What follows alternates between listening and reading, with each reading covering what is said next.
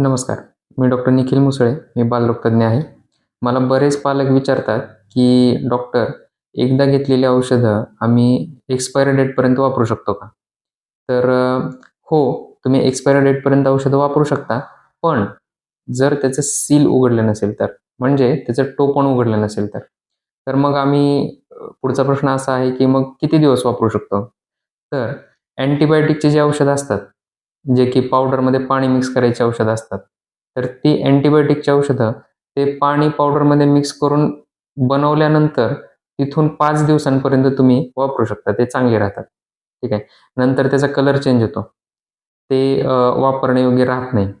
ठीक आहे. आणि इतर जी औषधं आहेत, जसं की तापाचं औषध आहे, सर्दीचं आहे, खोकल्याचं आहे. हे औषध सील फोडल्यापासून 1 महिन्यापर्यंत तुम्ही वापरू शकता. तोपर्यंत ते चांगलं राहतं. त्यानंतर मग नंतर मात्र ते वापरून फायदा होत नाही. कारण त्यातलं जे औषध आहे, तर त्यात स्वीटनर ॲड केलेले आहेत किंवा गोड होण्यासाठी काही सबस्टन्सेस आहेत. तर त्यामुळं काय होतं, त्यात बुरशी वाढण्याची शक्यता असते. तसंच जेव्हा ॲटमॉस्फेरिक एअर सोबत त्याचा संपर्क येतो औषधाचा, तेव्हा त्यातल्या जे ॲक्टिव्ह इन्ग्रीडियंट आहे, जे की मूळ औषध आहे, जे की परिणाम करणार आहे त्या आजारावर, तर त्याची पॉवर कमी होत जाते.